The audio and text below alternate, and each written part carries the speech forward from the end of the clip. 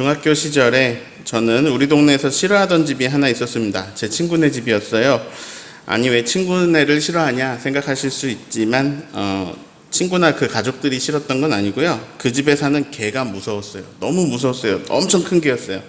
묶여 있고요. 사나워서 풀어놓은 적이 없어요. 근데 무서워요. 그 집 앞에 사람만 지나가면 엄청나게 짖는데요. 그 소리가 덤프트럭 경적 소리 같았어요. 막 온몸이 울리는 느낌이에요. 문제는 거기가 꼭 지나가는 길이었어요.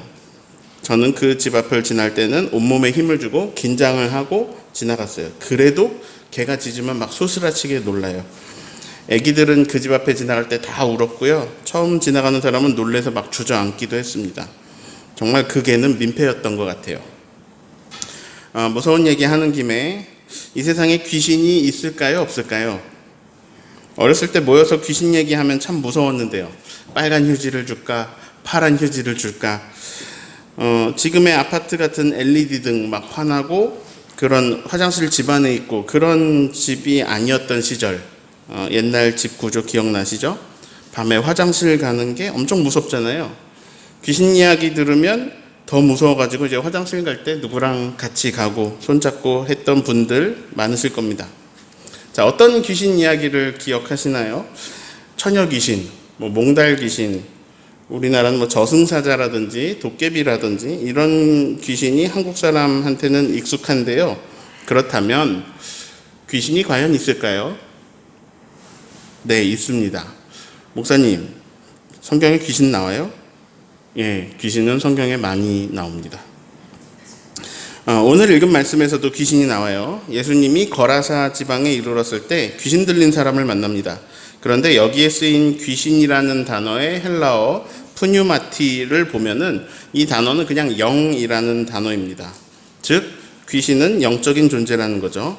근데 그냥 영이라는 단어를 왜 우리나라 성경은 귀신으로 번역했나 봤더니 그 앞에 더러운이라는 아카다르토라는 수식어가 붙어 있습니다. 불순한, 부정한, 더러운 이런 뜻입니다.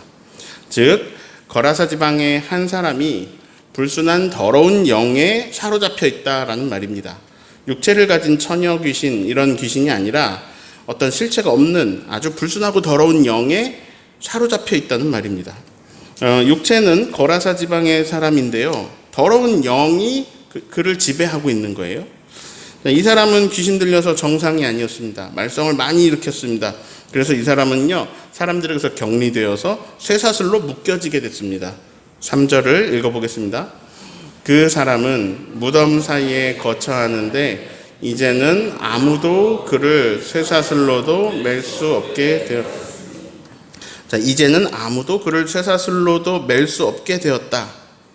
즉 이미 전에는 쇠사슬로 묶은 겁니다. 4절도 읽어볼까요? 이는 여러 번 고랑과 쇠사슬에 매였어도 쇠사슬을 끊고 고랑을 깨뜨렸음이러라. 그리하여 아무도 그를 제어할 힘이 없는지라. 여러 번 고랑과 쇠사슬에 묶였지만 그 쇠사슬과 고랑마저 깨뜨렸습니다. 그래서 아무도 제어할 수가 없었습니다. 그가 하는 일은 참 단순합니다. 밤이고 낮이고 자기가 살고 있는 무덤 사이에서나 어떤 산에서나 막 늘 크게 소리 지르고 고함 지르고 자기의 몸을 해치고 있습니다.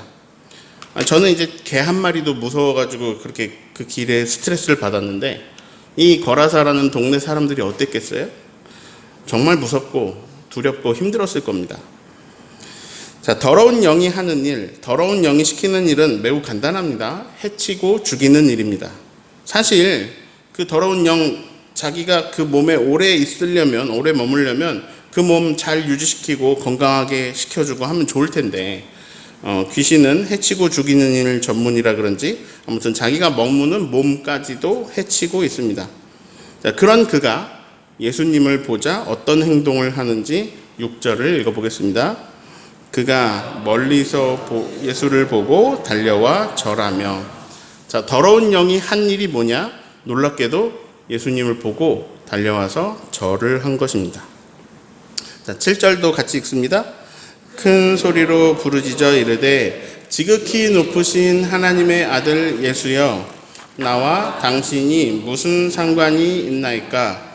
원하건대 하나님 앞에 맹세하고 나를 괴롭히지 마옵소서 하니. 자, 신기한 것은요, 악한 영은 예수님이 누군지 알고 있습니다. 절을 합니다. 경배하고 순복하는 것 같네요. 그리고 말합니다. 지극히 높으신 하나님의 아들 예수여. 자, 지금 이게 이제 마가복음 5장 앞부분이잖아요. 제자들도 아직 여기서 예수님이 누구신지 잘 몰라요. 나중에 이제 베드로 고백 이후에나 예수님이 누구신지 파악할까 말까 하거든요. 그런데 귀신은 아주 명확하게 알고 있습니다. 예수님, 하나님의 아들 예수여. 지극히 높으신 하나님 아들. 나와 무슨 상관이 있나이까 라는 말은요, 그냥 지나가 주십시오. 그냥 못 본 채 하고 당신 갈 길 가십시오 라는 말입니다. 그러면서 간청을 합니다. 원합니다. 하나님 앞에 맹세하고 나를 괴롭히지 말아 주십시오. 자, 지금 이 더러운 영이 무슨 일을 하고 계신지 감이 오시나요? 기도를 하고 있습니다. 간구하고 있습니다. 제발 나를 못 본 채 하고 나를 괴롭히지 말고 그냥 지나가 주십시오. 이렇게 간구하고 있습니다. 악한 영은 사람에게는 들어가가지고 뭐 권세를 부리고 막 자기 하고 싶은 대로 다 할 수 있는 존재입니다. 그러나 이 악한 영은 지극히 높으신 하나님, 예수님, 성령님 앞에서는요, 그냥 꼬리를 내리고 기도할 수밖에 없는 존재입니다. 예수님은 자기가 상대가 안 되잖아요, 예수님이. 그런데 예수님이 말씀하십니다. 그 사람에게서 나와라. 이 말을 거역할 수가 없습니다. 그래서 이 더러운 영이 하고 있는 일이 기도입니다. 예수님은 기도를 잘 들어주시는 분이지만 이 귀신의 기도를 들어주시지는 않습니다. 대신 다른 질문을 하십니다. 너의 이름이 무엇이냐? 군대입니다. 우리가 많기 때문입니다. 자, 여기서 우리말로 군대라고 번역하고 있는 단어는 이제 레기온인데요. 당시 이 레기온은 로마 군인을 말하는 단위예요. 자, 한 레기온이 군인 몇 명일 것 같으세요? 6,000명입니다. 정말 많은 숫자입니다. 이 불순한 군대 귀신이 예수님 질문에 대답을 함과 더불어 그런데 막 교묘하게 또 기도를 하고 있어요. 10절을 같이 읽습니다. 자기를 그 지방에서 내보내지 마시기를 간구하더니. 자, 기도하고 있어요, 귀신이. 근데 내용이 뭐예요? 자기를 그 지방에서 내보내지 말아달라고 합니다. 이 더러운 영은 그 거라사가 좋았던 것 같습니다. 자, 근데 그 순간에 그 더러운 영에게 좋은 장면이 포착됩니다. 기회예요. 찬스를 잡았어요. 돼지떼가 산 곁에서 먹고 있습니다. 이걸 놓치지 않고 기도합니다. 12절 읽습니다. 이에 간구하여 이르되 우리를 돼지에게로 보내어 들어가게 하소서 하니. 우리를 저 돼지들에게 보내어 들어가게 하소서.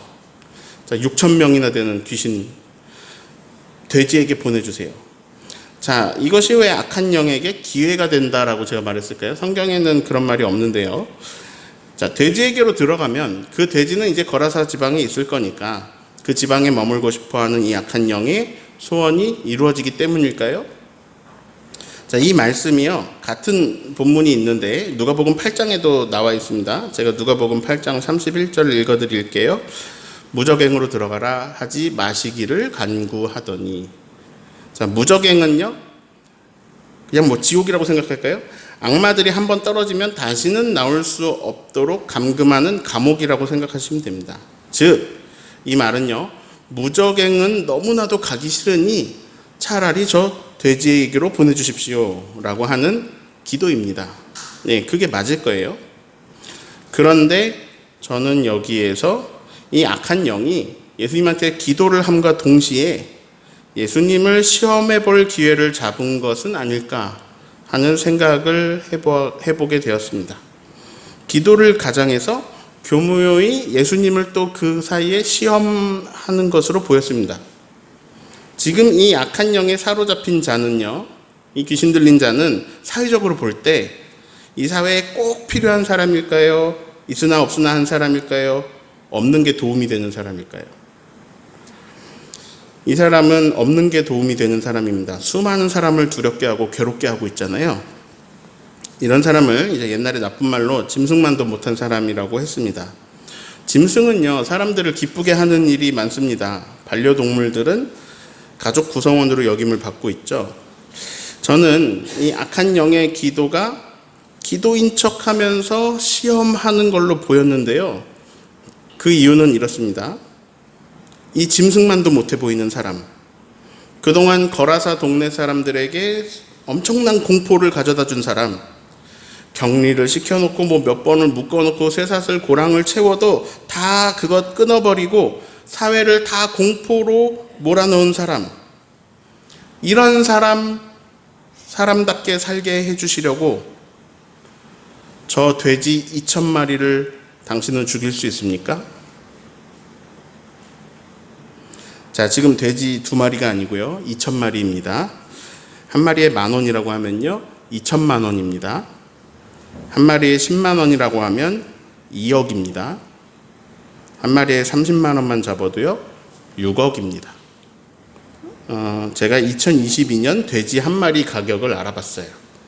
110kg짜리일 때 62만 원 정도 하더라고요. 자, 만약에 60만 원짜리 돼지 2,000마리면요, 12억입니다. 그냥 반으로 30만 원만 잡아서 6억이라고 생각하겠습니다. 우리 귀신들은 이 사람 안에 있는 게 너무 좋아서 여기를 떠나고 싶지 않은데, 당신은 지금 당신하고 아무 상관없는 이 망가질 대로 망가진 사람, 이 사람 한 명을 사람답게 살기 위해서 6억 원어치 돼지를 죽일 수 있습니까? 이건 당신의 개인 재산 아닙니다. 이 지역 사람들의 꿈과 희망이 되는 이 공동재산 6억이 넘는 돼지를 당신 죽일 수 있습니까? 자, 여러분이 이 짐을 받는다면 어떻게 판단하시겠습니까? 저 돼지 2,000마리에는요, 이 지역 아이들의 밝은 미래가 녹아 있습니다. 그리고 이 사람은 어차피 이미 사람들에게 낙인 찍혀서 격리된 사람입니다. 이런 사람 하나 사람답게 살게 해주겠다고 저 많은 돼지를 다 죽일 겁니까? 돼지 2,000마리가 바다에 빠져 죽으면요, 그걸 치우는 일도 상당한 일이 많이 생길 거예요. 엄청난 노동이 될 겁니다. 환경오염 문제도 심각해질 겁니다. 거라사 지방이요, 다 엉망이 되는 일입니다. 엄청나게 심각한 문제의 일들이 일어날 겁니다. 그래도 이 사람 한 사람 때문에 이 일을 다 감당하시겠습니까? 엄청나게 심각한 문제의 일들을 다 감당하시겠습니까? 라는 사탄의 질문이에요. 예수님의 대답은요, 그래, 허락한다입니다. 아니, 예수님 지금 그러다가 큰일 난다니까요. 예수님이 말씀하십니다. 6억? 600억이면 못할 것 같니? 6천억이면 못할 것 같니? 이 한 사람이 진실로 천하보다 귀하다. 나는 이 한 사람을 위해서 십자가를 지러 왔다. 이 사람은 내가 하늘 영광을 내려놓고 올 정도로 소중하다. 오늘 이 예수님의 대답 앞에 나를 되돌아봅니다. 그리고 우리 사회를 되돌아봅니다. 난 뭘 귀하게 여겼는가? 내가 만난 그 한 사람을 내가 귀하게 여겼는가? 그 사람 안에서 하나님 형상을 보았는가? 사람보다 귀한 물질, 영혼보다도 귀한 자본, 그리고 그 물질과 자본에 대한 끝없는 탐욕이 이 땅에 비극들을 만들어냈습니다. 우리는 사람보다 다른 그 어떤 것이 더 귀한 사회를 만들어냈습니다. 사람보다 돈이 소중한 사회를 만들었습니다. 물질이 사람보다 귀중하게 된 사회를 우리가 만들어냈습니다. 그게 비극인 걸 알아요. 근데 그게 비극인 걸 알지만 우리는 계속 그걸 선택합니다. 그러나 예수님의 선택은 그것이 아닙니다. 돼지 2,000마리보다 그 한 사람을 소중하게 여깁니다. 자, 돼지 치고 있던 사람들 입장에서 보고자 합니다. 돼지를 치고 있던 사람들이 놀라운 경험을 합니다. 갑자기 돼지들이 막 산에서 비탈로 막 달리기 시작합니다. 그리고 2,000마리나 되는 돼지떼가 바다에 빠져들어서 몰살당했습니다. 무슨 일인지 너무 놀라서 도망을 왔어요. 그리고 읍내에 가서 이제 이런 일이 있었다고 막 말을 합니다. 그러다가 예수님을 만나요.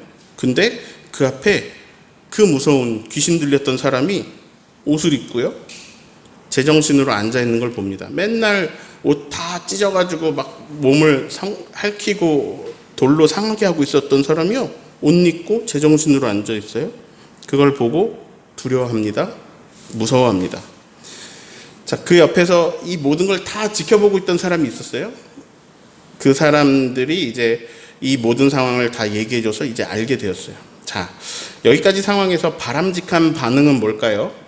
사람답게 살지 못하던 사람이, 미친 사람이 이제 살아났어요. 놀라운 생명의 역사가 있었습니다. 15절에 군대 귀신 들렸던 자가 옷을 입고 정신이 온전하여 앉아있는 것을 보고 두려워하더라가 아니라 기뻐하더라, 이렇게 끝나야 맞는 거 아닐까요? 영적 전쟁이 있었고 예수님의 승리로 귀신이 쫓겨나가서요, 몰살당했습니다. 이거는요, 본인들에게 엄청 좋은 일입니다. 와, 예수님 이분과 함께 있으면 무서울 게 없네. 심지어 저렇게 심하게 망가진 사람도 생명을 얻었습니다. 도저히 회생 불가한 사람이 예수님 명령으로 새롭게 되었어요. 예수님이 변화시키지 못할 사람이 없구나. 즉 우리 모두가, 이 거라사 지방의 모두가 변화받고 생명으로 나아갈 수 있습니다. 나도 변화받을 수 있습니다. 내가 별 볼 일 없는 사람일지 몰라도 나는 예수님 안에서 새로운 삶을 얻을 수 있습니다. 사람답게 살지 못하던 사람이 새 삶을 얻었어요. 나도 주님 안에서 새로워질 수 있습니다. 그래서 그게 기뻐야 돼요. 이게 바람직한 반응입니다. 그러나 그들의 반응은 이렇습니다. 예수님, 우리 지방에서 떠나 주십시오. 그들의 입장은 이렇습니다. 사람답게 살지 못하던 저 사람은 살아났는데 나는 죽게 되었습니다. 내 생업수단 돼지들이 죽었습니다. 솔직히 말해서 내 입장에서는 그냥 저 사람이 귀신 들려 있고 내 돼지가 살아있는 것이 좋겠습니다. 자, 예수님 능력이 입증되었군요. 우리도 주님을 따르겠습니다, 이런 반응이 아니에요. 와, 저 사람마저도 고치신 주님, 우리도 구원해 주십시오, 이게 아니에요. 이들에게는 지금 생명을 살리는 예수님의 능력이 자기 생업을 빼앗아간 저주의 능력으로 보였습니다. 예수님, 함께 마을을 새롭게 하시죠. 변화시키시죠. 예수님, 우리도 구원해 주십시오, 이게 아닙니다. 떠나소서입니다. 우리는 우리 방식대로 살겠습니다. 나를 살리는 건요, 예수님이 아니고요, 저 돼지들입니다. 나는 당신의 방식을 따르지 않겠습니다. 내 식대로 살겠습니다. 어서 가십시오. 이게 거라사 주민들의 모습입니다. 그리고 이것이 우리의 모습입니다. 내 식대로 살겠습니다. 오지 마세요. 가세요. 여기 머무르지 마세요. 우리는 예수님에게 말합니다. 오지 마세요. 가세요. 역사하지 마세요. 변화시키지 마세요. 그대로 두세요. 그건 제가 따르지 못하겠습니다. 그 명령엔 제가 따를 수 없습니다. 그 역사는 일어나지 않으면 좋겠습니다. 나를 살려주는 건 예수님이 아닙니다. 내게 생명 주시는 거 예수님이 아닙니다. 내 생업이에요. 내 돼지입니다. 이것을 위협하지 마십시오. 내 방식대로 살겠습니다. 이게 우리의 모습입니다. 또 다른 측면에서도 말씀을 좀 묵상해 봅니다. 바로 내 입장에서입니다. 내 이야기를 만약에 진실하게 해본다면 어떨까요? 예수님, 저는 죄인입니다. 저는 그동안 사람들에게 피해를 되게 많이 줬습니다. 이런 저는 차라리 없는 게 사회에 도움이 되는 게 아닐까요? 제가 없는 게 저 사람들을 도와주는 거 아닐까요? 이런 사람이 있을 수도 있습니다. 또 아니면, 주님, 저는 왕년에는 되게 잘 나갔는데요, 지금 나이가 많아서 뭔가 이 사회에 유익이 되고 이윤을 남기는 것들을 더 이상 생산하기가 힘듭니다. 그리고 저는 나이가 많아가지고요, 여기저기 아프고 몸이 불편합니다. 각자의 어떤 얘기들이 다 있을 겁니다. 근데 그런 저를 위해서 예수님은 12억을 버릴 수 있습니까? 자, 오늘 말씀에서 예수님의 대답은 이겁니다. 그래, 내가 너를 위해서라면 돼지 2,000마리뿐만 아니라 내 하늘 보좌를 버릴 거야. 내 모든 영광도 버리고 내 목숨도 버릴 수 있다. 너를 위해서라면. 너는 그렇게 귀하고 소중하다. 내게로 오거라. 내가 네 안에 있는 악한 모든 것들 다 쫓아내고 전혀 새로운 삶을 살게 해줄게. 오늘 말씀에 나온 더러운 영에 사로잡혔던 그 사람은 어떻게 됐을까요? 옷을 입고 정신이 온전해졌습니다. 다른 거라사 사람들은요, 두려워서 예수님을 떠나라고 하고 있는데요. 딱 한 사람이 예수님과 함께 하기를 바라고 있습니다. 17절 읽어볼까요? 그들이 예수께 그 지방에서 떠나시기를 간구하더라. 근데 18절에서는요, 예수께서 배에 오르실 때에 귀신 들렸던 사람이 함께 있기를 간구하였으나. 자, 누가 예수님하고 함께 있기를 간구합니까? 귀신 들렸던 사람이요. 자, 예수님을 따라가기 원하는 그 사람에게 예수님 말씀하십니다. 아니야, 집으로 돌아가. 집으로 돌아가서 주께서 너에게 어떻게 큰 일을 행하셔서 너를 불쌍히 여기셨는지 그걸 네 가족에게 알려라. 자, 예수님은요, 그가 잃어버렸던 가족들, 그가 잃었던 사회적인 지위, 그가 잃었던 모든 것들을 그에게 회복시켜 주십니다. 그리고 자기가 사는 곳에서 새롭게 인정받으면서 새롭게 살도록 해주십니다. 그 사람은요, 결국 어떻게 됐냐면 데가볼리에 가서 예수님이 자기에게 어떤 일을 행하셨는지를 전파합니다. 자, 데가는 10이에요. 볼리는 폴리스예요. 그러니까 도시예요. 10 도시, 10개의 도시란 뜻이에요. 갈릴리 호수 동편과 요단 강가에 위치한 10개의 도시를 데가볼리라고 말해요. 그는 데가볼리 그 넓은 지역에 자기가 겪은 일, 자신에게 일어난 일, 자기에게 주어진 새로운 삶, 그리고 그 삶을 주신 예수님을 전파하는 사람이 됩니다. 예수님이 오늘 말씀하십니다. 내가 너를 위해서 하늘의 보좌를 버리고 십자가를 지러 왔다. 돼지 2,000마리가 문제가 아니야. 왜냐하면 나에겐 네가 너무너무 소중하다. 자, 오늘 설교 제목을 소중한 한 사람이라고 지었습니다. 우리는 어떤 사람을 소중하게 여기느냐? 사회적으로 멋있는 사람, 우리에게 어떤 유익을 주는 사람, 기쁨을 주는 사람을 소중히 여깁니다. 손흥민 선수나 박태환 선수나 이런 사람을 우리가 소중히 여깁니다.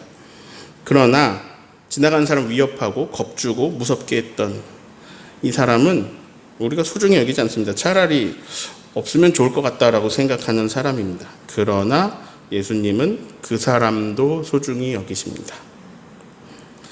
돼지가 소중하지 않아서가 아니에요. 돼지 소중해요. 돼지 한 마리는 소중합니다. 돼지 2,000마리는 얼마나 소중할까요? 그런데 여러분은요, 그와는 비교할 수 없을 정도로 소중합니다. 네. 누가 뭐래도요. 그 누가 뭐래도 이 세상 주인께서 여러분을 소중히 여기십니다. 여러분이 소중하대요.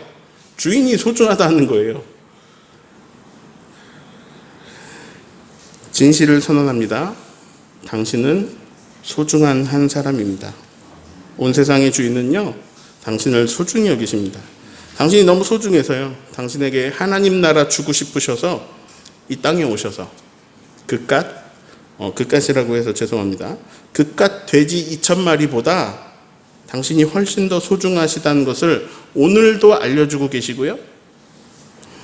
그리고 정말 돼지 2,000마리하고는 비교할 수 없는 지극히 높으신 하나님의 아들의 생명까지도 당신을 위해 아낌없이 내어주십니다. 이런 어마어마한 진실을 우리가 복음이라고 부릅니다. 복음은 기독교 아니면 지옥 간다, 기독교 아니면 지옥 가, 이게 그런 협박이 아닙니다. 그게 복음이 아닙니다.